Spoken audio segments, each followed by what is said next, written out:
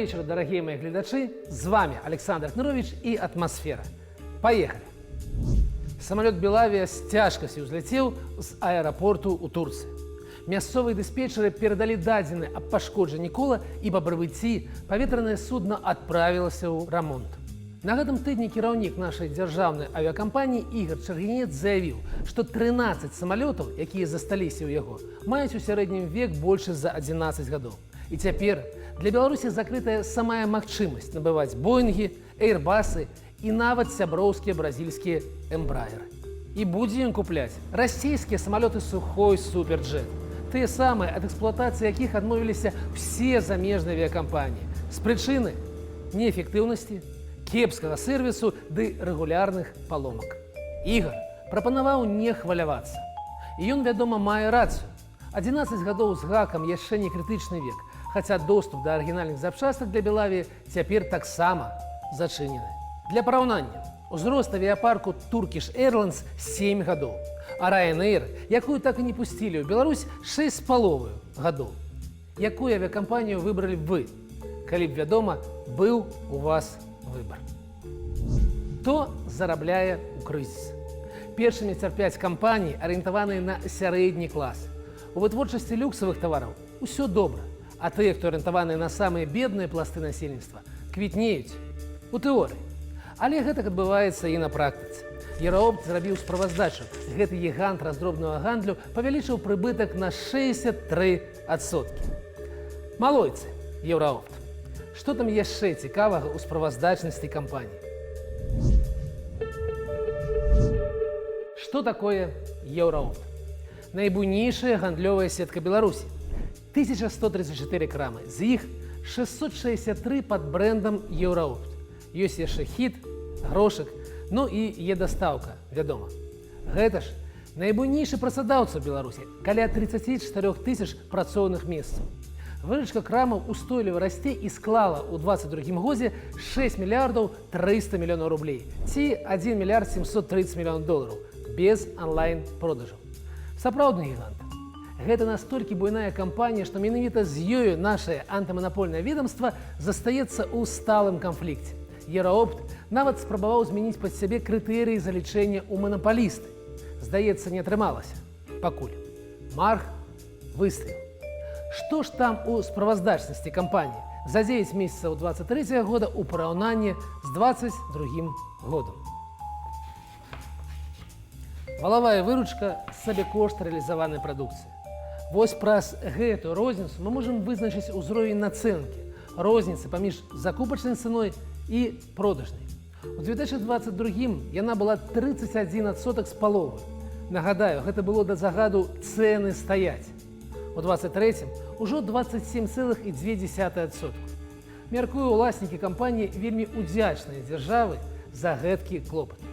У выніку курс змяніўся, а валавы прыбытак, нягледзячы на рост выручкі, амаль не вырас. Там крыху больш за 1 мільярд 200 мільёнаў рублёў. І пасля адміністрацыйных выдаткаў зусім ужо сумна.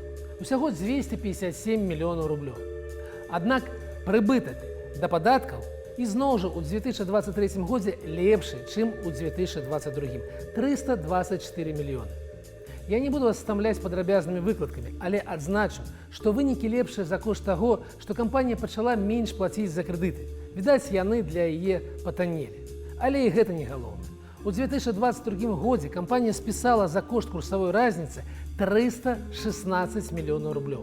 Так адбіліся скачкі курсу на пачатку вайны.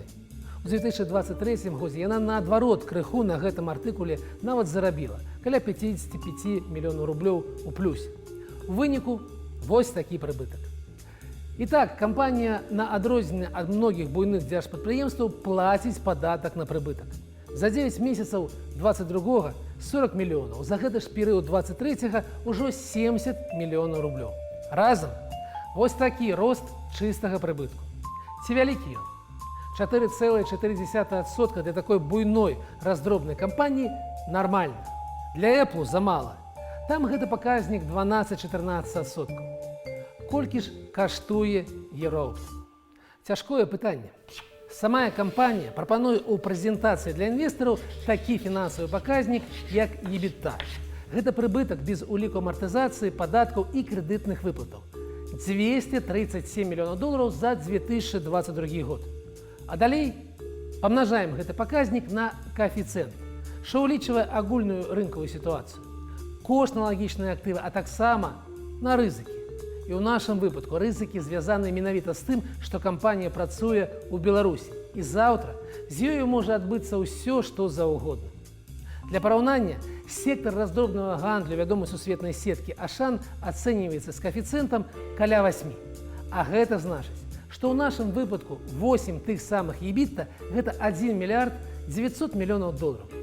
Адсюль варта было б адабраць чысты доўг кампаніі, калісьці ён выглядаў крытычным. Але сёння, калі верыць прэзентацыі кампаніі, ён крыху больш за 1 мільярд рублёў, або каля 350 мільёнаў долараў, што выглядае вельмі здаровым паказнікам. Агулам, у дэмакратычнай краіне з нармальным бізнес-кліматам, стабільным заканадаўствам і іншае, цана кампаніі вельмі умоўна каля 1,5 мільярда долараў. Можа быць і болей, з улікам долі на рынку каля 20% і перспектываў росту. А ў рэальнасці – 0. А ў рэальнасці – 0. Прадаць ее сёння фактычна немагчыма.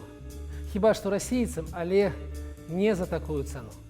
Так што і ўласнікі гэтага прадпрыемства, цалкам лаяльныя Лукашэнку, мусяць быць крыху незадаволеныя цяперашнімі абставінамі. Вернемся да навінаў. Беларусы сталі менш есці. І менш, як гэта не дзіўна, піць алкагольных напояў. Ёсць такая статыстыка. Пра што гавораць такія трывожныя лічбы? Выданне «Беларусы рынок» звярнула ўвагу на тое, што апошнія 3 гады продажы ўсіх відаў мяса устойліва зніжаліся. 2021 год – мінус 7,6%, 2022 – мінус 5,5%, 9 сёлетніх месяцаў – яшчэ мінус 3,3%. І можна было б выказаць здагадку, што так выглядае пераход на спажыванне больш здаровай рыбы. Але і там падзенне. Амаль на 8% летась і на 7,4% сёння. Падзенне па гародніне – 4%. Па садавіне – 2,6%. Гэта ўсё падзенне. Стабільна. Такое ж стала, як аптымістычныя справаздачы ўраду.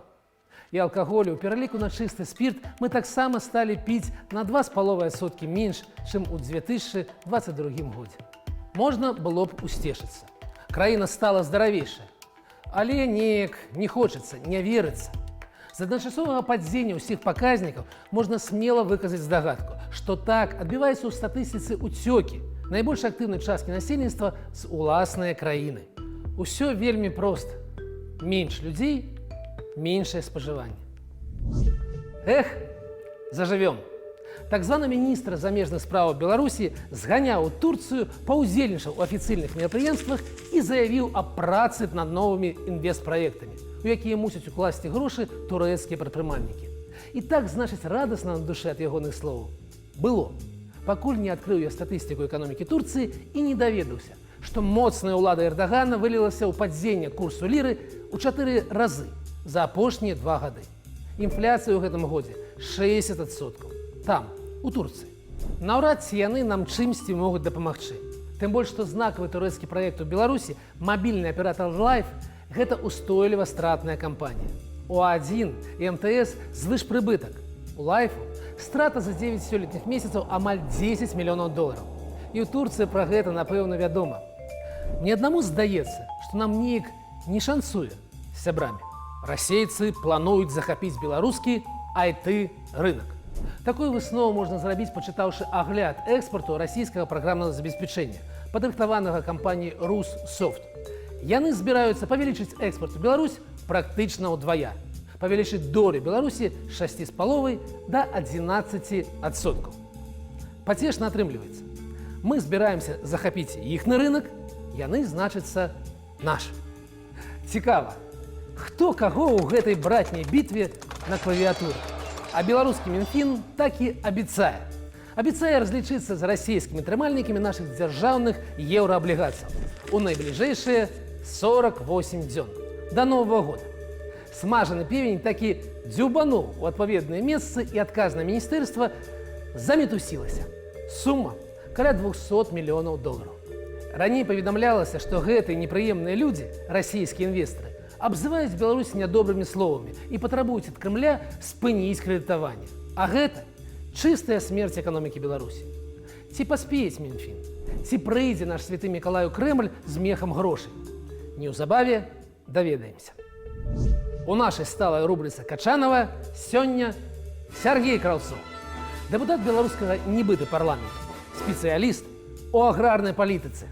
Гэты дзяржаўны муж на мінулым тыдні працягнуў пераконаць гледачоў дзяржканалаў у тым, што няма нічога важнейшага за харчовую бяспеку дзяржавы.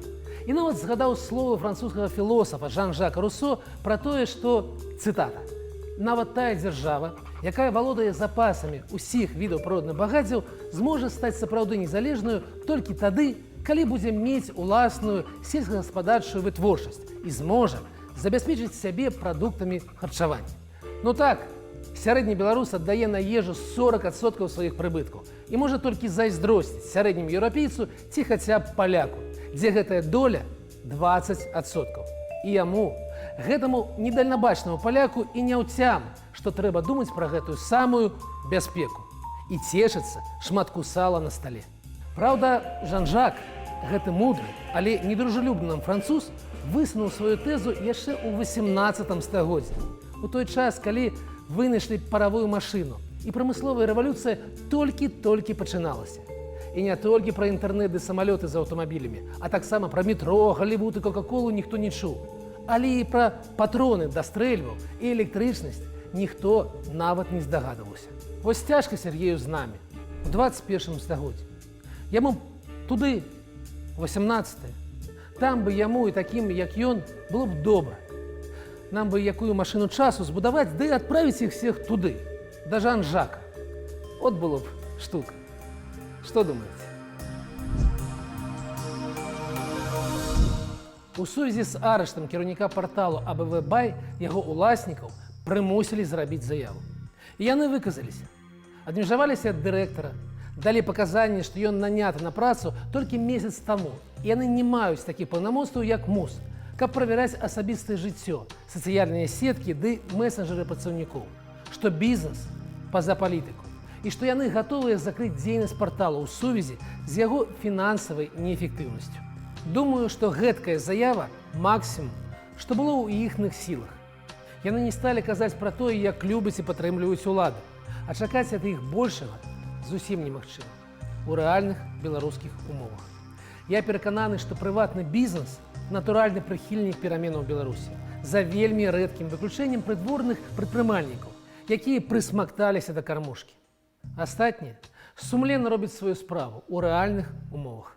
Вырабляюць патрэбныя беларусам тавары, аказваюць паслугі, ствараюць працоўныя месцы і так плацяць падаткі ў беларускі дзяржаўны бюджэт. Ці хацелі б яны жыць, развівацца, будаваць бізнес у нармальнай краіне. У краіне, дзе яны былі б абароненыя законам. У краіне з устойлівай і прывабнай падатковай сістэмай, са стабільным ростам эканомікі. Вядома ж, гэта ў іхных інтарэсах.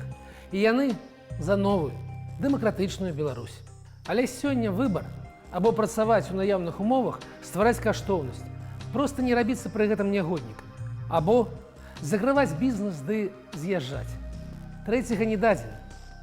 Я за тое, каб прыватнага бізнесу ў Беларусі было як мага болей. Чым больш прадпрымальнікаў, тым бліжэйшыя перамены. А што з падаткамі? Гэта ж выплаты крываваму рэжыму. Толькі 1/13 частка падаткаў ідзе на сістэму гвалта, на КДБ, губазік, пракуратуру і суды. Астатнія 12 – гэта найперш заробкі настаўнікаў і дактароў, працоўны грамадскі транспарт ды цяпло ў дамах. Мне не блізкі тэрмін «чым лепш, тым горш». Я яго не падзяляю. Я думаю, што гэта падман. Ілюзія. Гэтак можна толькі нашкодзіць самім беларусам, дзеля якіх мы уласна і працуем, у тым ліку на канале Белсат. Таму больш прадпрымальнікаў унутры сённяшняй Беларусі бліжэйшыя перамены. Няхай працуе АБВ-Бай. Тым больш, што пра айцец парталу газета «Аўтабізнес» знакавыя для беларусаў выданні. З ім лепш, чым без яго. Будзе іншы час. І прадпрымальнікі, якія выжылі ў гэтым кіслотным асяроддзі, нам вельмі спатрэбяцца. Такая сёння атмасфера. З вами быў Александр Ахмірович Убачимся праз тыдзень.